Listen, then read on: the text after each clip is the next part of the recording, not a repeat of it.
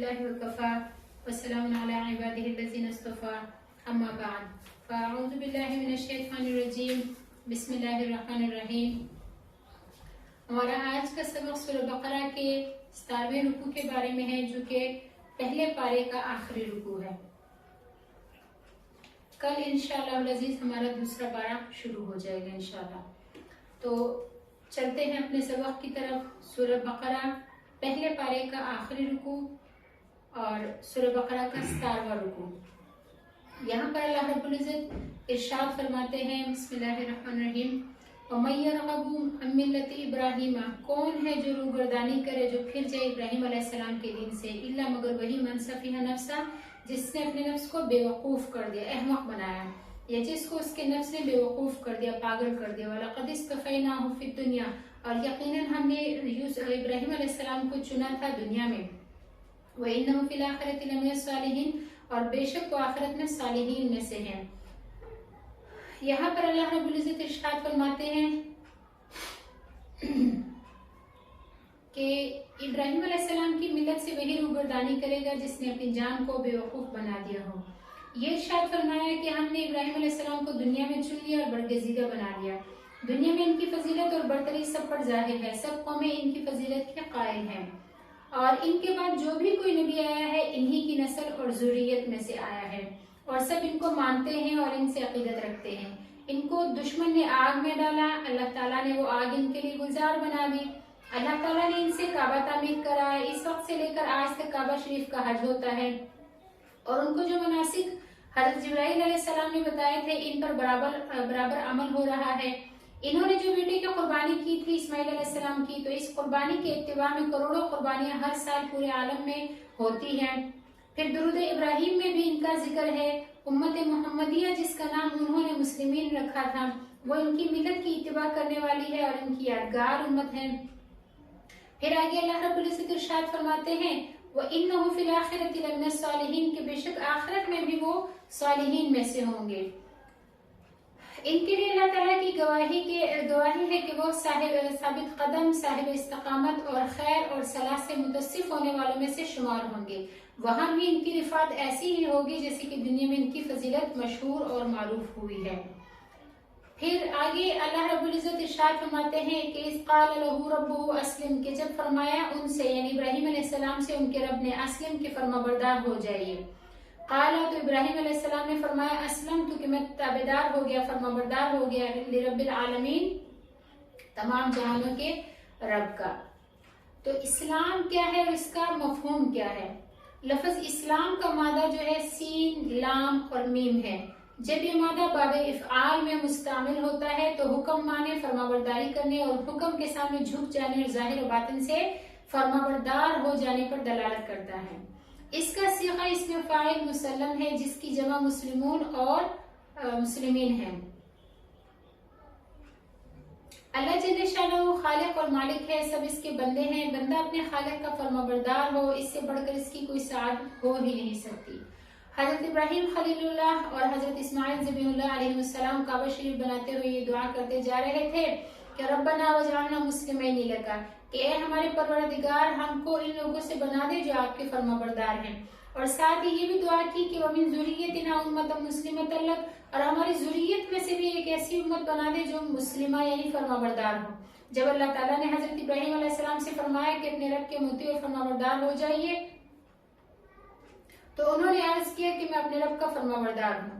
फरमाबरदार तो वो थे ही, फरमाबरदारी पर साबित कदम रहने के लिए हुक्म हुआ और उन्होंने हमेशा फरमाबरदार रहने का इकरार किया और ये बता दिया कि मैं हमेशा के लिए अपने रब का फरमाबरदार हूँ।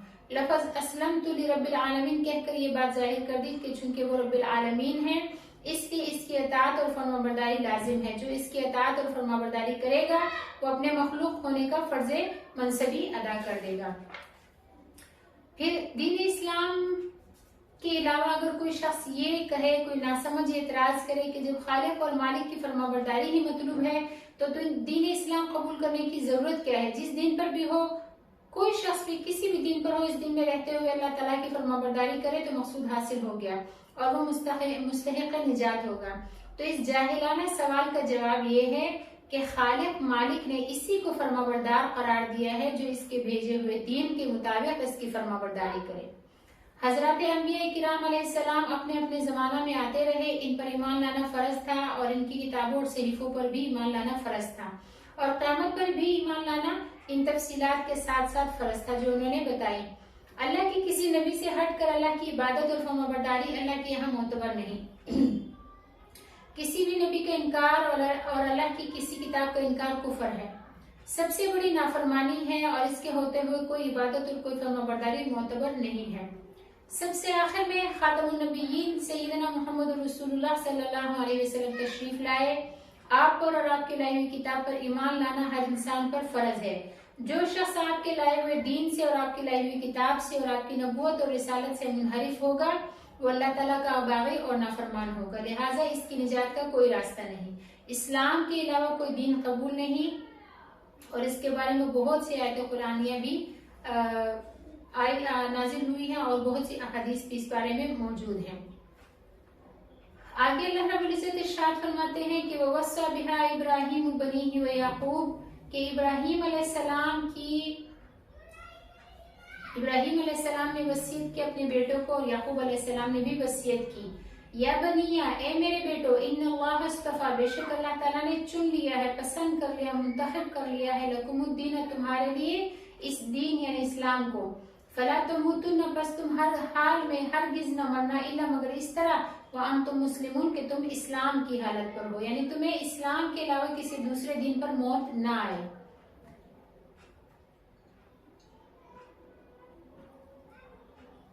یہ اسباب نزول میں علامہ واحدی لکھتے ہیں کہ یہودیوں نے نبی اکرم صلی اللہ علیہ وسلم سے کہا کہ آپ کو معلوم نہیں ہے کہ یعقوب نے اپنی موت کے وقت اپنے بیٹوں کو یہ وصیت کی تھی کہ تم یہودیت پر قائم رہنا، اور ان کی اس بات کی تردید میں پھر اللہ رب العزت نے آیت بالا نازل فرمائی کہ تم لوگ حضرت یعقوب علیہ السلام کی طرف یہ بات کیسے منسوخ کرتے ہو کہ انہوں نے موت کے وقت یہودیت کی وصیت کی تھی؟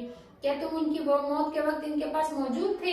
ان کی موت کے سینکڑوں سال کے بعد تو حضرت موسیٰ علیہ السلام کی بعثت ہوئی، جن کے دین کو تم یہودیت سے تعبیر کرتے ہو۔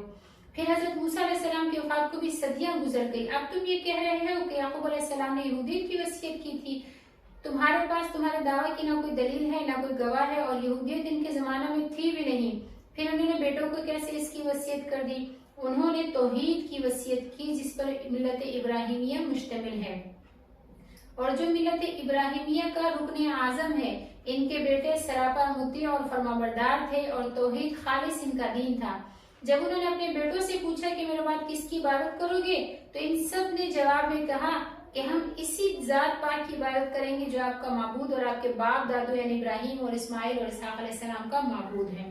تو یہاں پر اللہ رب العزت ان کی یہود اور نصارہ کی تردید میں فرما رہے ہیں، ام کنتم شہداء، کیا تم حاضر تھے اس وقت اذ حضر یعقوب الموت، جب یعقوب علیہ السلام پر موت آئی، اذ قال، جب انہوں نے فرمایا لبنیہ، اپنے بیٹوں سے، ما تعبدون من بعدی، کہ تم میرے بعد کس کی عبادت کرو گے؟ قالوا، تو انہوں نے کہا، نعبد، ہم عبادت کریں گے، الہ کا، آپ کے معبود کی، و الہ آبائک، اور آپ کے باپ دادا کے معبود کی، یعنی ابراہیم علیہ السلام کے معبود کی، و اسماعیل، اور اسماعیل علیہ السلام کے معبود کی، و اسحاق، اور اسحاق علیہ السلام کے معبود کی، الہ واحدہ، کہ وہ سب کا ایک ہی معبود ہے، ونحن لہ مسلمون، اور ہم اسی معبود کے فرما بردار ہیں۔ تو یہاں پر اللہ رب العزت نے ان کو جو ہے جواب دے دیا اور فرما دیا کہ ان کے بیٹوں نے تو یہی کہا تھا کہ ہم ابراہیم علیہ السلام، اسحاق اور اسماعیل علیہ السلام کے معبود کی عبادت کریں گے، کہ وہ معبود صرف ایک ہی ہے، اس کے علاوہ کوئی معبود نہیں، اور ہم اسی کی فرما بردار ہیں اور اطاعت گزار ہیں، اور ہم اسی دین پر رہیں گے اور مریں گے۔ یہاں پر ایک فائدہ ہے کہ حضرت ابراہیم اور حضرت یعقوب علیہ السلام کی وصیت سے معلوم ہوا کہ مسلمان کو جہاں اپنے دین کے لیے فکر مند ہونا ضروری ہے، وہاں یہ بھی لازم ہے کہ اپنی اولاد اور آنے والی نسلوں کے لیے اس بات کے فکر مند ہو کہ وہ توحید پر قائم رہیں اور دین اسلام پر جئیں اور ہمیشہ اللہ کے فرما بردار رہیں۔ اس کے خلاف اپنی اولاد کو ایسے ممالک میں بھیجنا یا لے جانا جہاں وہ دین خداوندی پر باقی نہ رہ سکے، یا ایسی درسگاہوں میں ان کو تعلیم پڑھانا جہاں وہ اپنے دین کو کھو بیٹھے، یہ ان کے ساتھ بہت بڑا ظلم ہے۔ جو لوگ اپنے نماز روزے کا خیال کرتے ہیں اور اولاد کو کفر اور فسق و فجور کے ماحول میں دھکیل دیتے ہیں اور اس ماحول کو ان کے لیے ترقی سمجھتے ہیں، تو یہ بہت بڑے ظلم کی بات ہے۔ آگے اللہ رب العزت ارشاد فرماتے ہیں تل کا امتن، وہ ایک جماعت تھی قد خلت جو گزر گئی، لہا ان کے لیے وہی تھا ما کسبت جو انہوں نے کیا، ولکم اور تمہارے لیے وہی ہے ما کسبتم جو تم کرتے ہو، ولا تسألون اور تم سے سوال نہیں کیا جائے گا عما کانوا یعملون ان چیزوں کے بارے میں جو انہوں نے اعمال کیے۔ یہاں پر یہودیوں کے غرور کا جواب دیا جا رہا ہے۔ یہودیوں کو اس بات پر بہت غرور تھا اور اب بھی ہے کہ ہم نبیوں کے اولاد ہیں اور ان کے نسل اور نسب میں ہونے کی وجہ سے ہم عذاب سے بچ جائیں گے۔ اس آیت میں صاف صاف اس بات کی تصریح فرما دی کہ وہ حضرات اپنے اپنے عقائد اور اعمال لے کر دنیا سے چلے گئے، انہوں نے جو کچھ کیا وہ ان کے ساتھ ہیں، ان کے اعمال صالحہ ان کے کام آئیں گے، اور تم نے جو کچھ کیا وہ تمہارے ساتھ ہے، ان کے اعمال صالحہ میں تم کو کوئی حصہ نہیں ملے گا، بلکہ دوسروں کے اعمال کی وجہ سے خواہ آس لگائے بیٹھے ہو، جبکہ یہ آس اور امید قانون خداوندی کے خلاف ہے۔ تم اپنے عقائد اور اعمال اور کفر و ایمان کو دیکھو، تمہیں تمہارے اعمال کا بدلہ ملے گا۔ حضرت عیسیٰ علیہ السلام، حضرت محمد مصطفیٰ صلی اللہ علیہ وسلم کی تکذیب کرتے ہو، انجیل اور قرآن کو نہیں مانتے، پھر بھی نجات کی امید لگائے ہوئے ہو، یہ تو بہت بڑی جہالت ہے۔ وہ حضرات سابقین جن سے تم انتساب رکھتے ہو، یعنی جن سے تم منتسب ہو، جن کی نسبت کا تم حوالہ دیتے ہو، ان کے اعمال کی تم سے پوچھ تک نہ ہوگی اور نہ ان کا ذکر تمہارے سامنے آئے گا، ان کے اعمال کو تمہیں نفع پہنچنا تو دور کی بات ہے۔ اسی طرح امت محمدیہ علیہ صاحب الصلاۃ والتحیہ میں بھی بہت بڑی تعداد ان لوگوں کی ہے جو سید زادے پیر زادے ہونے پر گھمنڈ کیے ہوئے ہیں، حالانکہ تارک فرائض ہیں، فرائض تک کو ادا نہیں کرتے، مرتکب منہیات و محرمات ہے۔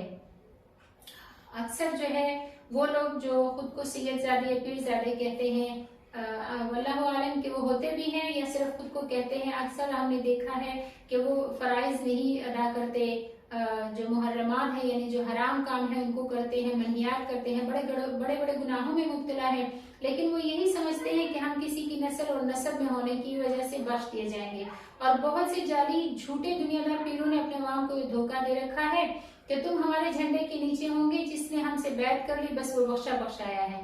یہ سب فریب ہے اور گمراہی ہے، قرآن اور حدیث کی تصریحات کے خلاف ہے۔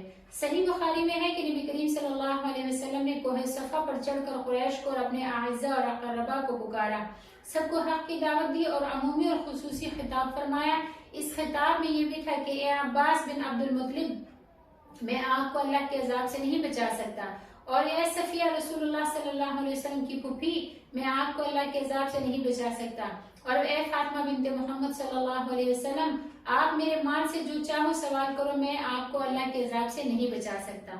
مطلب یہ ہے کہ اپنا دین اور ایمان اور عمل صالح اللہ کے ہاں کام آئے گا، جو مومن نہ ہوگا اس کو میری رشتہ داری کوئی فائدہ نہیں دے سکتی۔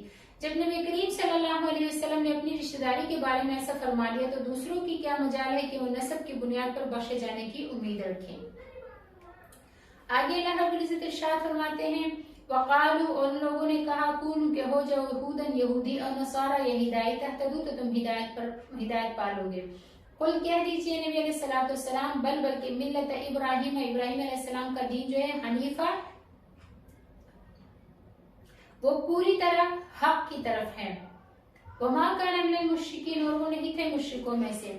قولو کہو آمنا کہ ہم ایمان لائے باللہ اللہ پر، وما انزل الینا، اور جو قرآن ہماری طرف نازل ہوا اس پر بھی ایمان لائے، وما انزل الی ابراہیم، اور جو صحیفے نازل کیے گئے ابراہیم علیہ السلام پر، و اسماعیل اور اسماعیل علیہ السلام پر، و اسحاق اور اسحاق علیہ السلام پر، و یعقوب اور یعقوب علیہ السلام پر، والاسباط اور ان کی اولاد پر، وما اوتی، اور جو کتابیں دی گئی موسیٰ علیہ السلام کو، وعیسیٰ علیہ السلام کو، ما اوتی النبیون من ربہم، اور جو اور دیگر انبیاء کو ملی ان کے رب کی طرف سے، لا نفرق بین احد منہم، ہم ان میں سے کسی ایک کے درمیان بھی تفریق نہیں کرتے، ونحن لہ مسلمون، اور ہم اسی اللہ کے تابعدار ہیں۔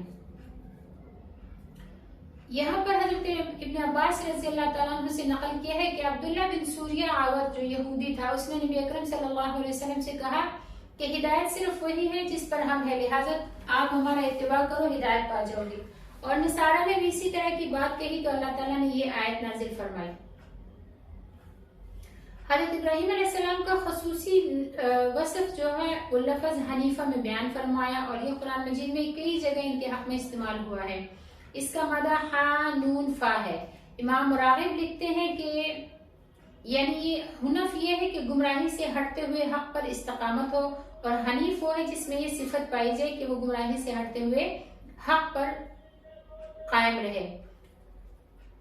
بخاری شریف میں نقل کیا ہے کہ عرض کیا گیا رسول اللہ، اللہ تعالیٰ کو کون سا دین پسند ہے؟ آپ نے فرمایا الحنیفۃ السمیحہ، یعنی وہ دین اللہ کو محبوب ہے جس میں باطل سے بچتے ہوئے حق کو اپنایا گیا ہو اور جس پر عمل کرنے میں دشواری نہیں ہے۔ حنیفہ کے بعد حضرت ابراہیم علیہ السلام کی دوسری صفت بیان فرمائی، یعنی وما کان من المشرکین۔ ان کی یہ صفت دوسری آیت میں بھی ان الفاظ میں مذکور ہے۔ اس میں صاف اور واضح طور پر بتا دیا کہ ابراہیم علیہ السلام مشرک نہیں تھے۔ جو بھی کوئی جماعت یا فرد مشرک ہوگا وہ دین ابراہیمی پر نہیں ہو سکتا۔ مشرکین مکہ بھی اس بات کے مدعی تھے کہ ہم ملت ابراہیمی پر ہیں، لیکن وہ توحید کے انکاری ہونے کی وجہ سے اور شرک پر ہونے کی وجہ سے وہ ملت ابراہیمی پر نہیں تھے۔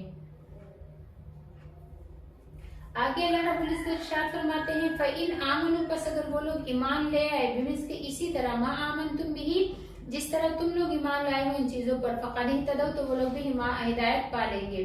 وَإِنْ تَوَلَّوْا، اور اگر وہ منہ پھیر لے، فَإِنَّمَا هُمْ فِي شِقَاقٍ، تو بے شک وہ اپنی ہی بدبختی اور مخالفت میں لگے ہوئے ہیں۔ فَسَيَكْفِيكُمُ اللَّهُ، پس قریب اللہ تعالیٰ آپ کی طرف سے ان کے لیے کافی ہو جائے گا۔ وہ السمیع العلیم، اور اللہ تعالیٰ سننے والا اور جاننے والا ہے۔ اس آیت میں مسلمانوں سے خطاب ہے اور نبی کریم صلی اللہ علیہ وسلم کو تسلی بھی ہے۔ ارشاد ہے کہ اپنے اپنے دین کو ہدایت پر بتانے والے اگر اسی طرح مومن ہو جائیں جس طرح کہ آپ لوگ مومن ہو، اور ان سب چیزوں پر ایمان لائے جن پر آپ لوگ ایمان لائے ہو، تو وہ بھی ہدایت یافتہ ہو جائیں گے۔ اور اگر وہ اعراض کریں گے اور اس ایمان سے روگردانی کریں جو اللہ کے نزدیک معتبر ہے اور جسے تم پیش کرتے ہو، تو سمجھ لو کہ ان کو خواہ کی ضد ہے، حق قبول کرنے سے گریز کرتے ہیں اور انہوں نے حق کی مخالفت پر کمر بندھی ہوئی ہے۔ تھوڑا سا موقع ان کو مل رہا ہے۔ نبی علیہ الصلوۃ والسلام، اللہ تعالیٰ ان قریب آپ کی طرف سے کفایت فرمائے گا اور ان کے شر اور مکر و قید سے مستقل طریقہ پر آپ علیہ الصلوۃ والسلام کو چھٹکارا اور خلاصی دے دے گا، اور وہ ذلیل و خوار ہوں گے، دنیا اور آخرت کی سزا میں مبتلا ہوں گے، اس لیے کہ اللہ تعالیٰ سمیع ہے، وہ ان کی سب باتیں سنتا ہے اور علیم بھی ہے اور ان کی سب باتوں کو جانتا بھی ہے۔ آگے جو ہے علامہ واحدی نے اسباب النزول میں حضرت ابن عباس رضی اللہ تعالیٰ عنہ سے نقل کیا ہے کہ نصارہ کا یہ طریقہ تھا کہ جب ان کا کوئی بچہ 7 دن کا ہو جاتا تھا تو اسے پانی میں رنگ دیتے تھے اور اس پانی کو معمودی کہتے تھے۔ مقصد ان کا یہ تھا کہ اس طرح سے اس کو پاک کر دیں، اور چونکہ ختنہ نہیں کرتے تھے اس لیے کہتے تھے کہ یہ عمل ختنہ کی جگہ ہے جس سے طہارت حاصل ہو گئی۔ جب یہ کام کر لیتے تھے تو یہ سمجھتے تھے کہ اب یہ پکا نصرانی ہو گیا، تو اللہ جل شانہ نے اس بارے میں یہ آیت نازل فرما دی صبغۃ اللہ، کہ اللہ تعالیٰ کا رنگ، ومن احسن من اللہ صبغہ، اور کس کا رنگ زیادہ اچھا ہے اللہ کے رنگ سے، وَنَحْنُ لَهُ عَابِدُونَ، اور ہم تو صرف اسی اللہ کی عبادت کرنے والے ہیں۔ یعنی اللہ تعالیٰ نے بتا دیا کہ صحیح رنگ وہی ہے جس رنگ میں اللہ نے اپنے مومن بندوں کو رنگ دیا۔ اصل رنگ ایمان کا رنگ ہے اور اعمال صالحہ کا رنگ ہے، اور اللہ کے علاوہ وہ کون ہے جس کے رنگ دینے کی حالت اللہ تعالیٰ کے رنگ دینے کی حالت سے اچھی ہو۔ حاصل یہ ہے کہ مومن بندے اعلان کر دے کہ ہمارے دل میں اللہ تعالیٰ نے ایمان رچا دیا اور اعمال صالحہ سے ہم کو آراستہ فرما دیا۔ ایمان اور اعمال صالحہ پر ہم کو جو استقامت بخشی ہے، ہمارا رنگ یہی ہے اور اسی رنگ میں رنگے ہوئے ہیں۔ ہم ایمان اور اعمال صالحہ کے رنگ کو کیسے چھوڑ سکتے ہیں؟ اس سے اچھا کوئی رنگ نہیں۔ اللہ نے ہمیں رنگ دیا ہے اور ہم اس رنگ میں خوش ہیں۔ ہم اللہ کی توحید پر جیتے اور مرتے ہیں اور اللہ تعالیٰ ہی کے فرمانبردار اور مطیع ہے۔ نصرانی جو ہے وہ معمودی کے نام کے پانی میں رنگنے سے اپنے بچوں کو اپنے باطل خیال میں پاک کرتے تھے، اور اب بھی جس کو نصرانی بناتے ہیں تو بپتسمہ دیتے ہیں اور خاص پانی میں نہلاتے ہیں۔ کفر کے ساتھ باطن پاک ہو ہی نہیں سکتا۔ ظاہری پانی تطہیر باطن کا کام دینے والا نہیں ہے۔ تو اس آیت شریفہ میں مومنین کو ایمان پر استقامت کا حکم بھی ہو گیا اور نصارہ کی تردید بھی ہو گئی۔ آگے اللہ رب العزت ارشاد فرماتے ہیں قل کہہ دیجئے نبی علیہ السلام ان لوگوں سے کہہ دیجئے اتحاجوننا، क्या तुम हमसे झगड़ा करते हो फिल्लाह, अल्लाह के बारे में, वो रब्बुना, और अल्लाह के वो अल्लाह जो है वो हमारा रब है, वो रब्बुकुम और तुम्हारा भी रब है, वलना और हमारे लिए आमालुना हमारे अमाल है, वलकुम और तुम्हारे लिए आमालुकुम तुम्हारे अमाल है, वनहनु लहु मुखलिसून और हम उस खास उस अल्लाह के लिए हैं। नबी करीम सल्लल्लाहु अलैहि वसल्लम को अल्लाह ताला का इरशाद है कि आप यहूद और नसारा से फरमा दें कि तुम हमसे अल्लाह के दीन के बारे में जो हुज्जतबाजी करते हो और कहते हो कि जो दीन अल्लाह को पसंद है वो यहूदियत और नसरानियत है, तो तुम्हारा ये कहना और अपने ख्याल के मुताबिक जन्नत में दाखिल होने के ख्वाब देखना गलत है। वो हमारा रब है और तुम्हारा भी रब है, सबको इसे राजी करने के लिए फिक्रमंद होना लाजिम है, और इसलिए जिस दीन और जिस मिल्लत को जिस जमाना में जरिया निजात बनाया इसी को इख्तियार करना फर्ज है। अल्लाह ताला जल्ले शानहू ने अरब में से एक नबी को चुन लिया, इसी नबी पर ईमान लाना फर्ज है। तुम ईमान नहीं लाते और हमसे झगड़ते हो, हमसे झगड़ना फजूल है। हमें अपने ईमान और अमाल हसना का अजर मिलेगा, तुम्हारे कुफर और तकजीब की और अल्लाह ताला के अवामिर की मुखालफत की सजा मिलेगी। हम तो अल्लाह के लिए मुखलिस हैं, अपने अमाल के जरिए सिर्फ इसी की रजा चाहते हैं। आगे अल्लाह रब्बुल इज्जत इरशाद फरमाते हैं, हम तक़ूलूना, ये तुम लोग क्या कहते हो, इन्ना इब्राहिम के बेशक इब्राहिम अलैहिस्सलाम व इस्माईल और इस्माईल अलैहिस्सलाम व इसहाक और इसहाक अलैहिस्सलाम व याकूब और याकूब अलैहिस्सलाम व असबात और उनके औलाद कानू थे यहूदन यहूदी और नसारा या ईसाई थे। कुल कह दीजिए अंतुम आलमु अमिल्लाह, क्या तुम ज्यादा जानते हो या अल्लाह ज्यादा जानने वाला है। वमन अज़लम, और कौन ज्यादा जालिम है, मिम्मन उस शख्स से कतमा जो छुपाए शहादतन गवाही को इंदहु अल्लाह के पास मिनल्लाह अल्लाह से, वल्लाहु नहीं है अल्लाह ताला गाफिलन गाफिल अम्मा उन अमाल से तामलून जो तुम करते हो। यहूदी कहते थे कि हजरत इब्राहिम और इस्माईल और इसहाक और याकूब और उनके औलाद जिनको अल्लाह ने नबूवत से सरफराज फरमाए यहूदी थे, और नसारा कहते थे कि ये हजरत नसरानी थे। अल्लाह जल्ले शानहू ने इन लोगों की तरदीद फरमाई और फरमाया कि ये हजरत मिल्लत इब्राहिमी पर थे। यहूदियत और नसरानियत और तौरात और इंजील इनके बाद नाजिल हुई है जिनसे तुम अपना जोड़ लगाते हो। फिर इब्राहिम अलैहिस्सलाम और इनके बेटे और पोते यहूदियत और नसरानियत और तौरात पर कैसे हो सकते हैं। तुम ज्यादा जानने वाले हो या अल्लाह ताला को ज्यादा इल्म है। जाहिर है कि अल्लाह ताला ही सबसे बड़ा आलिम है, इसी को सही इल्म है। तुम जहाँ हजरत इब्राहिम और इस्माईल, इसहाक और याकूब और इनके असबात के बारे में गलत बात कहते हो और इनको यहूदियत और नसरानियत बतलाते हो, यहूदियत और नसरानियत पर बतलाते हो, वहाँ इस शहादत और गवाही को भी छुपाते हो जो अल्लाह की तरफ से तुम्हारे पास पहुंची है। और वो शहादत ये है कि इब्राहिम अलैहिस्सलाम हनीफ थे, मुवहिद थे, मुश्रिक नहीं थे, यहूदी और नसरानी नहीं थे। आगे अल्लाह रब्बुल इज्जत इरशाद फरमाते हैं, तिल का उम्मतुन, वो एक जमात थी, कद खलत जो गुजर चुकी, लहा उनके लिए वही था, माँ का सबक जो उन्होंने किया, वलकुम और तुम्हारे लिए वही है, माँ का सब तुम जो तुम करते हो, वला तुसअलूना और तुमसे सवाल नहीं किया जाएगा, अम्मा उन चीजों के बारे में या उन अमाल के बारे में, कानू यामलून जो उन्होंने कहे, जो उन्होंने किए। यहाँ पर यह फिर मुकर्रर लाकर अल्लाह रब्बुल इज्जत फिर यहूद को दोबारा मुतनब्बे फरमाते हैं कि इनकी तबीयतों में जो बाप दादों पर फख्र करना और नस्ब पर भरोसा करना मुस्तकिम था, इसके नाफे ना होने पर दोबारा बतौर ताकीद के तंबीह फरमाई और बता दिया कि अल्लाह तुम्हें तुम्हारे अमाल पर जजा देगा और तुम्हारे बाप दादों का अमल तुम्हें कुछ नफा ना देगा, और क़यामत के दिन तुमसे ये ना पूछा जाएगा कि तुम्हारे बाप दादे क्या अमल किया करते थे, यानी इनके अमाल का बिल्कुल जिक्र ही नहीं होगा, बल्कि तुमसे तुम्हारे अमाल का सवाल होगा। इसके बाद साहिब रूहुल मानी लिखते हैं कि बाज हजरात ने यूं फरमाया है कि आयत जो पहले गुजरी है वहाँ अहले किताब को खिताब था, और यहाँ उम्मत मुहम्मदिया सल्लल्लाहु अलैहि वसल्लम को तंबीह है कि तुम लोग यहूद की इक्तिदा न करना और इनकी तरह से अपने आबा अजदाद पर फख्र न करना और अपने जाती अमाल को ना छोड़ बैठना, बल्कि अपने जाती अमाल को संवारने की फिक्र में लगे रहना। अल्लाह रब्बुल इज्जत हमें अपने अमाल संवारने की तौफीक अता फरमाए। हमारा पहला पारा अल्हम्दुलिल्लाह आज मुकम्मल हुआ चाहता है, और सबक की अगर आपको समझ लगे तो दीन के काम को फैलाने की नीयत से इसको आगे शेयर कर दिया करें, लाइक कर दिया करें, और हमारी हौसला अफजाई के लिए इसको सब्सक्राइब कर दिया करें ताकि हमारी हौसला अफजाई होती रहे। दुआ है आप भी दुआ फरमाइएगा कि अल्लाह ताला हमारी इस काविश को दुनिया के आखिरी कोने तक पहुंचा दे, और अल्लाह ताला हमारी इस काविश को कबूल और मंजूर फरमाए और हमारे लिए दुनिया और आखिरत में कामयाबी और कामरानी का जरिया बनाए। वाखिरु दावाना अनिल हम्दुलिल्लाहि रब्बिल आलमीन। अस्सलामु अलैकुम व रहमतुल्लाहि व बरकातुहू।